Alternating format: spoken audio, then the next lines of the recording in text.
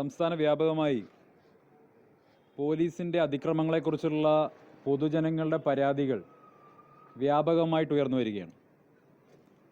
ഇക്കഴിഞ്ഞ ദിവസം കുന്നംകുളത്ത് ചൊവ്വന്നൂരിലെ യൂത്ത് കോൺഗ്രസിൻ്റെ മണ്ഡലം പ്രസിഡന്റായ സുജിത്തിന് നേരിട്ട വലിയ പോലീസ് അതിക്രമത്തെ തുടർന്ന് അതിൻ്റെ ദൃശ്യങ്ങൾ പുറത്തു വന്നതോടുകൂടിയിട്ടാണ് ഇത്തരത്തിലുള്ള വലിയ ഒരുപാട് പരാതികൾ പൊതുസമൂഹത്തിന് മുൻപാകെ വന്നിട്ടുള്ളത്.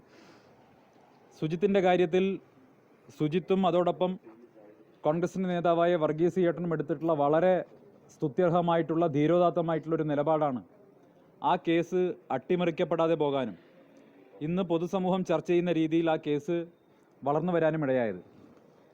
20 ലക്ഷത്തോളം രൂപ കോൺഗ്രസിൻ്റെ നേതാക്കൾക്ക് വർഗീസ് ചേട്ടൻ ഉൾപ്പെടെയുള്ളവർക്ക് നൽകി ആ കേസ് അട്ടിമറിക്കാൻ വേണ്ടി കുന്നംകുളം പോലീസ് തയ്യാറായിട്ടും ആ പണം കൈകൊണ്ട് തൊടാതെ നീതി ലഭിക്കാനുള്ള പോരാട്ടവുമായി മുന്നോട്ട് പോകാൻ അവരെടുത്ത നിലപാട് ഒന്നുകൊണ്ട് മാത്രമാണ് ഇന്ന് കേരളത്തിൽ ഒന്നടങ്കം പോലീസ് അതിക്രമത്തെക്കുറിച്ചിട്ടുള്ള വലിയ ചർച്ചകൾ നടക്കുന്നതും സംസ്ഥാനത്തെ ഭരണകൂടവും പോലീസുമൊക്കെ പ്രതിക്കൂട്ടിൽ നിൽക്കുന്നതും. പൊതുപ്രവർത്തന രംഗത്ത് നിൽക്കുന്ന ആളുകൾ ഇത്തരം വിഷയങ്ങൾ വരുമ്പോൾ എങ്ങനെയാണ് സാധാരണ പ്രവർത്തകർക്കൊപ്പം നിൽക്കേണ്ടതെന്ന് വർഗീസ് ചേട്ടനും കുന്നംകുളത്തെ കോൺഗ്രസ് നേതൃത്വവും തൃശ്ശൂരിലെ കോൺഗ്രസ് നേതൃത്വവും കാണിച്ചു തന്നു.